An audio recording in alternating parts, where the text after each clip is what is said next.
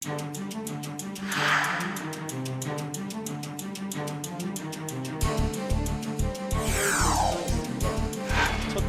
전문적이고 참신한 인물, 그리고 소외계층의 당선을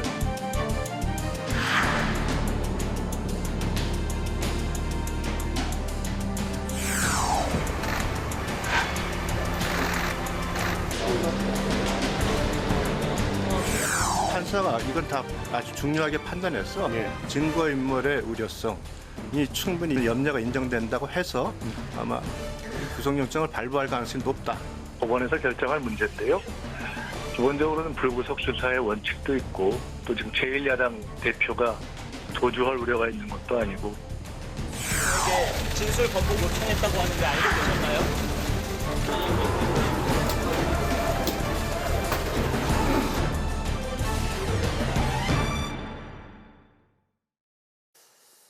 네, 탈북민의 안정적인 사회 정착을 위해서 다각도로 돕고 계신 분입니다. 이번엔 탈북민이 경제적인 어려움으로 위험에 처하는 일이 없도록 보호하는 법안을 대표 발의하신 분인데요. 지성호 국민의힘 의원을 모시고 관련한 자세한 이야기를 들어보도록 하겠습니다. 의원님 어서 오십시오. 반갑습니다. 어서 오세요. 안녕하세요. 안녕하십니까. 네, 오늘 가장 첨예한 정치권의 이슈는 단연 민주당 이재명 대표에 대한 이슈인데 관련한 이야기는 인터뷰 좀 뒷부분에서 나누기로 하고 오늘 국군의 날 기념 행사가 있었는데 현장에서 직접 지켜보셨다고요? 예, 그렇습니다. 그 소감이 좀 어떠셨을까요? 간단히 좀 들어볼까요? 사실은 제가 북한에 평양 한 번도 못 가본 탈북민이고 네.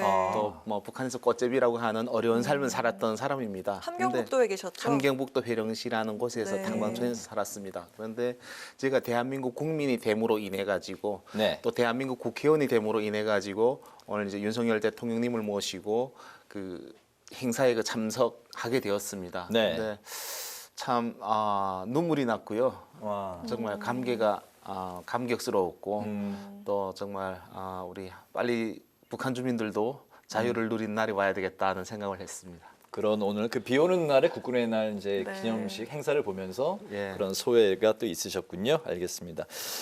탈북민에게 의원님이 압류 방지 전용 통장을 개설해주는 북한 이탈 주민의 보호 및 정착 지원에 관한 법률 개정안을 이제 대표 발의하셨는데요. 예. 실제 의원님께서는 탈북민이시고 북한 인권 운동가로 이제 활동을 하셨기 때문에 누구보다 이제 북한 주민 또 탈북민의 사정을 환하게 이제 잘 알고 계신데 이 법안을 이제 발의하신 계기 어떤 계기로 하셨는지 또 법안 소개도 같이 좀 설명 부탁드릴까요? 예. 저는 2006년도에 북한에서 탈북해가지고 목발을 짚고 자유를 찾아 대한민국에 넘어왔습니다. 네. 이제 무려 1만 킬로의 과정을 이제 겪었고요. 또 대한민국에 정착해서 국회의원 하기 전에는 북한 인권 활동가로 또 중국에 있는 탈북자들을 고출하는 자유를 찾아주는 그런 일을 이제 했었습니다. 네.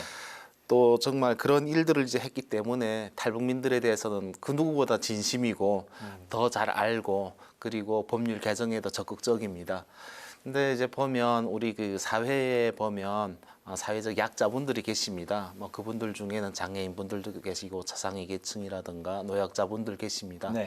근데 우리 사회가 그분들이 살아가는 데 있어가지고 아주 기본적으로 살아가야 되는 것에 있어가지고는 보호해주는 시스템이 있는데 그것이 이제 2011년도부터 이제 도입이 됐습니다. 압류 방지 통장을 이제 만드는 것입니다. 네. 그래서 기초생활수급자들에 대해서는 그것을 이제 압류하지 못하도록 최소한의 제도로 장치를 만들어 놨는데요. 사실은 여러 군들 이제 차상위 계층들에는 돼 있습니다만 탈북민들에게는 이제 이런 법이 없었습니다. 그러다 보면 정말 대한민국 땅에 와서 정착해 사는 것이 굉장히 어렵거든요. 네. 아무것도 모르는 상황에서 근데 이제 제도적 법률적 모르는 것들도 많은데다가 이제 어디 가서 또 이야기 하소연도 제대로 못 하고 네. 그러면 정착에 실패하는 사례들이 발생합니다. 그래서 이 부분을 탈북민들도 압류 방지 통장을 갖도록 그렇게 하는 이제 법안을 이제 발휘했습니다. 그렇군요. 네. 의원님께서도 정말 머나먼 길을 목숨을 걸고 또 목발을 짚고 국경을 넘어오셨는데 네. 실제로 그 목숨을 걸고 탈출하신 탈북민을 위해서 지원이 되는 이 정부에서 지급되는 정착금이 어느 정도 수준이 되는지 궁금하고요. 또 그 중에서 예. 또 탈북 브로커가 있지 않습니까? 이 예. 브로커가 가져가는 금액이 아주 상당하다라고 알려져 있는데 이 실제로 어느 정도인지 좀 들어볼까요? 예, 뭐 북한을 탈출해서 대한민국까지 오는 데는 상당한 돈이 드는데 뭐 정말 우리 몇 천만 원이 들 수도 있습니다. 몇 천만 원. 네. 그리고 중국에 이제 살고 있는 탈북민을 한 20만에서 25만 명으로 추정하고 있습니다. 이제 중국에서 불법으로 이제 체류하고 네. 있는 분들, 그분들이 대한민국 오는 데 있어 가지고 뭐 한 300만 원, 400만 원이 코로나 이전에 들었습니다. 그런데 그 코로나를 겪고 난 이후에 뭐 중국의 여러 뭐 정책들로 인해 가지고 탈북민들이 뭐 800만 원에서 뭐 1,800만 원까지 뭐 다양하게 이제 그 금액을 이제 지불하고 이제 넘어와야 되는데요. 네. 사실은 와서 그러면 빚을 갖고 이제 생활할 수밖에 없는 것입니다. 그렇네요. 왜냐하면 탈북민의 초기 정착금이 900만 원입니다. 아. 근데 900만 원을 1년에 나눠서 4분기에 나눠서 이제 줍니다. 그러면 그 돈 가지고 살아야 되는데 사실은 브로커 비용을 내게 되면 우리 아주 더운 여름에 에어컨을 살 수가 없는 거죠. 돈이 아. 없으니까. 네. 또 뭐 아주 뭐 정말 추운 겨울에도 뭐 정말 뭐 추운 상황으로 나야 될 수도 난방을 있고, 할 수가 없는. 예, 그래 네. 어려움들이 이제 분명히 이제 존재하고 있었습니다. 또 브로커 비용이 올라가고, 그래서 사실은 이제 뭐 탈북민 그 정착금에는 초기 정착금뿐만 아니라 뭐 가산금 제도들이 있어요. 그래서 네. 뭐 장애인이라든가 뭐 또 아니면 이제 장기 치료 받아야 되는 분들이라든가 뭐 이제 제3국 출생 자녀에게는 이제 뭐 가산금이 좀 지원되는 것이 있고, 또 장려금 명목으로도 뭐 사실은 취업 장려금이라든가 뭐 이런 것들이 있는데, 사실은 초기 정착을 해서 그곳까지 가는 것이 좀 어렵고 그리 하다 보니까 탈북민들이 어려움을 겪는 사례들이 이제 분명히 존재하고 있고, 또 이런 상황에서 우리가 정말 제도적으로도 정착금도 좀 현실에 맞게끔 좀 더 올려야 되는 것이 아닌가 이런 네. 생각을 저는 하고 있습니다. 그렇군요. 그래서 그 4분기 동안에 다 합친 게 이제 초기에 이제 900만 원입니다. 200만 원 조금 넘게 받는 거예요? 예, 처음에 나올 때 500만 원을 이제 통장에 받고. 넣어줍니다. 네. 통장이 개설되고 나와서 신분증을 이제 받을 수가 있고, 그러면 이제 나머지 400만 원을 분기마다 이제 넣어주는데 그것이 뭐 한 분기 한 33만 원 정도씩 되는 겁니다. 그렇게 그 돈 되는군요. 가지고는 네. 정말 좋은 옷도 한 벌 좀 사 입고 어디 여행이라도 국내라도 한번 가봐야 되는데 그렇지 못한 현실이 처해 있는 것이죠. 그렇군요. 그러면 이제 실질적으로 좀 그 잘 정착하기가 예. 뭐 쉽지는 않다고 이제 생각이 좀 드는데 예. 그럼 정착금을 좀 그 어느 정도로 좀 늘리면 좋겠다라는 생각이 들었을 것 같기도 하고 예. 어떤 그 제도적이라든가 이분들이 잘 정착하기 위해서 예. 어떤 점들이 좀 개선이 되면 좋겠다 생각이 많이 드셨을 예. 것 같습니다. 뭐 저는 머릿속에 다 있습니다. 그래서 사실은 우리 그 윤석열 대통령 국정과제에도 지금 올렸습니다. 네. 국정과제 이제 반영을 이제 시켰는데 120대 국정과제 95번으로 이제 탈북민 정착에 관한 것이 지금 이제 명시됐습니다. 그래서 정착 초기에 집중 지원 체계를 마련하는 것, 네. 이것에 있어서는 뭐 취업이라든가 창업이라든가 영농 교육이라든가 뭐 이런 강화하는 프로그램도 있겠고요. 또 위기 가정들이 많습니다. 왜냐하면 이제 혼자서 중국에서 태어난 애를 안고 넘어와서 사는 탈북민들이 많다 보니까 네. 여성은 탈북 여성은 여성대로 언어도 잘 뭐 우리 대한민국 언어가 이제 쉽지 않으니까 정착하고, 아이는 아이대로 중국 언어를 이제 대한민국 언어로 바꿔가는 과정에 뭐 이런 어려움이 있고, 또 그래서 그런 지원들이 좀 더 체계화돼야 되는 그 부분도 이제 들어가게 됐고요. 그리고 가장 큰 문제가 뭐냐 했을 때 외상 후 스트레스 장애입니다. PTSD라고 하죠. 네. 근데 그것이 왜냐하면 북한 체제에서 남는 자체가 스트레스가 굉장하고 목숨을 거는 탈북을 하는 그 자체에서 겪는 트라우마가 심각하고요. 네. 또 특히 뭐 중국에 있는 사는 탈북 여성들은 원치 않는 결혼을 하는 분들이 이제 많다 보니까 네. 또 그런 이제 트라우마가 있습니다. 치료가 돼야 되는데 심리 치료가 또 필요하겠군요. 그게 이제 제대로 네. 되지 않은 상황에서 사회로 나오다 보니까 어려움을 겪죠. 그래서 이 부분에 있어가지고 트라우마 치료를 이제 하기 위한 전문적인 이제 기구를 이제 만들어야 된다.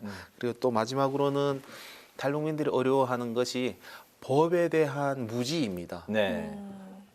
그 북한은 이제 법이 있긴 하지만 그것이 이제 도서관에 있는 것이 아닙니다. 책방에 있는 것이 아니고 해석하는 사람들이 그 테이블에 있고 그러다 보니까 권리를 모르고 그 사람들의 해석에 따라 가지고 죄가 아닌 것도 끌려가서 고통을 당하고 이렇게 합니다. 그러다 보니까 법률 의식이 이제 약하죠.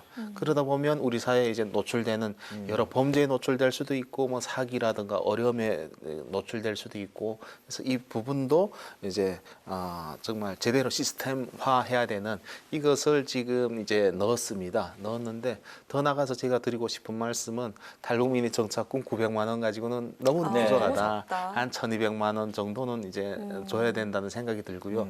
또 이제 시스템에 있어서 6개월은 트라우마 치료를 해줘야 된다. 최소한 네. 평생에 갈 수 있는 것인데 또 한 6개월은 자기가 어떤 직업을 갖고 싶은지 어떤 적성을 갖고 있는지 그리고 뭐 자기를 알아가는 그리고 회사 이제 그 상사와 뭐 직원과의 관계라든가 그런 매너라든가 이런 것을 배우는 부분이 분명히 필요한데 그것을 다 생각한 상태로 나가서 우리는 자유의 땅에 왔으니까 이제는 행복하게 사세요. 네. 이제 여기서는 행복하게 살면 됩니다. 근데 네. 여러 어려움들이 어찌 보면 뭐 자유민주주의 시스템을 적용하는 외국에서 온 외국인 노동자보다도 권리 의식을 찾아가는 데 있어서는 더 부족한 때가 있는 거죠.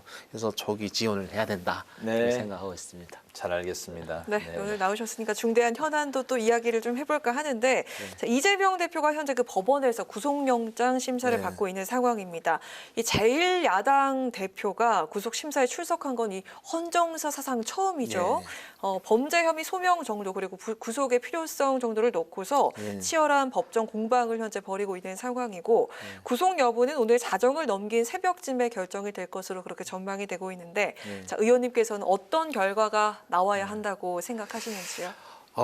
사실은 뭐 법원에서 합리적이고 공정한 결정을 내릴 것이라고 봅니다. 뭐 제 의지가 이제 네. 중요한 건 아닌 것 같습니다. 이러한 연장선에서 만약 구속이 된다면 그렇게 된다면 법원이 그 필요성을 인정했기 때문이라는 이제 그 이야기가 되고요. 그 필요성은 아마도 뭐 증거 인멸을 할 수 있는 그런 부분이 아닐까 하는 생각이 이제 듭니다. 근데 또 과거 이재명 대표는 이명박 박근혜 전 대통령을 향해서 증거인멸 우려만 있어도 구속을 해야 한다는 취지 발언을 한 바 있기 때문에 만약 그런 논리라면 이재명 대표 본인도 구속 수사를 받는 것이 타당하다고는 생각합니다. 더불어 구속이 되든 불구속이 결과가 나오든 어떻게 되든 간에 민주당은 이제 내로남불이라는 또 이어지는 논리를 그만해야 되지 않을까 하는 생각을 합니다.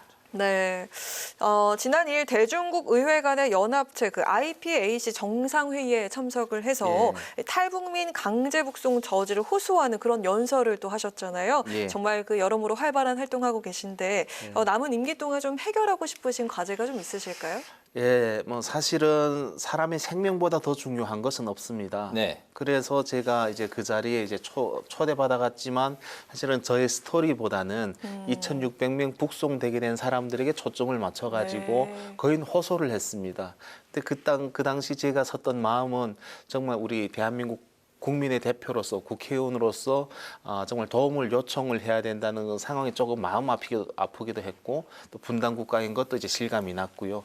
또 어찌 보면 2,600명의 북한 주민들도 헌법상 우리 국민입니다. 그래서 사실은 그 연설에 있어가지고 그 호소가 더 나가서는 정말 마음 같아서 무릎이라도 꿇고 이제 애원하고 싶을 만큼이었는데 국회의원이라는 신분과 이제는 또 북한 인권 활동가 피해 당사자라는 신분이 엄청 이제 머릿속에서 이제 공존을 했습니다. 그럼에도 불구하고 그들에게 정말 간절하게 이제 호소를 했고 28개 나라 의원들이 각국에 돌아가서 탈북자가 북송되지 않도록 각국의 정부에게 이야기해가지고 내년 행사 이제 그 총회에서 그것을 이제 공식화 이제 뭐 할 수 있도록 그 보고할 수 있는 그 결의문이 있습니다. 네. 근데 결의문에 이제 만장일치로 됐고요. 그 참석하는 의원이 240여 명인데 그 중에 한 분이라도 이제 그 반대 의견을 내면 결의문에 담길 수가 없었습니다. 근데 그만큼이나 이제 제 진심이 있었던 것 같아요. 그래서 반드시 이 문제가 이제 해결이 돼서 이제 자유를 찾고 싶은 사람들이 자유를 사는 세상을 이제 만들어야 된다고 생각하고요. 더 뭐 앞으로 좀 더 하고 싶은 일이 있다면 정말 북한 인권 박물관이 대한민국에 이제 건립돼야 된다고 생각합니다. 그래서 국제사회 책임인 일원으로서 북한 체제가 또 그 속에서 살아가는 사람들의 그 삶을 우리가 좀 현실적으로 보고 그래서 문제점은 문제점대로 그리고 우리가 알아야 될 부분은 알아야 되는 부분대로 더 나아가서 우리가 준비해야 되는 부분은 준비해야 되는 부분으로 이제 통일 전략도 세우고 북한 주민들을 품을 수 있는 통일을 넘어서 통합을 꿈꿀 수 있는 그런 이제 현실적인 그 공간이 이제 필요하다고 생각합니다. 태영호 의원하고 친하신가요?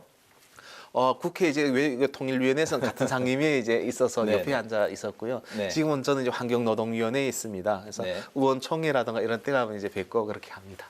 탈북민 출신은 국회의원이 이제 두 분, 네. 국민의힘에 계신데 두 분이 이렇게 이제 뭐 좀 이렇게 같이 뭐 여러 가지 성과도 내시고 해서 네. 그 앞으로 이제 그 탈북민들이 우리 사회에 더 잘 정착하고 잘 생활할 수 있도록 좀 힘을 합치고 지혜를 모으면 좋겠다는 생각이 드네요. 그런 말씀도 가끔 나누십니까? 네, 그런 말씀도 나누고요.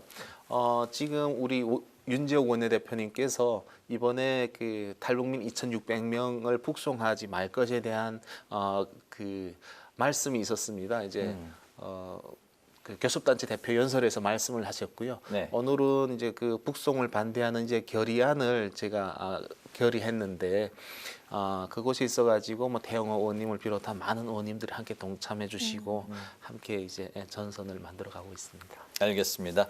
오늘 국회 라이브 식스 이제 파워 인터뷰 좀 마칠 시간이 됐네요. 지금까지 지성호 국민의힘 의원과 함께 탈북민의 안정적인 경제 활동을 돕기 위한 방안과 이재명 대표 구속 여부에 따라서 정치권에 또 어떤 파장이 생길지 오늘 또 어떤 결과가 나올지 전망까지 같이 좀 자세히 나눠봤습니다. 오늘 말씀 잘 들었습니다. 네, 고맙습니다. 고맙습니다. 의원님.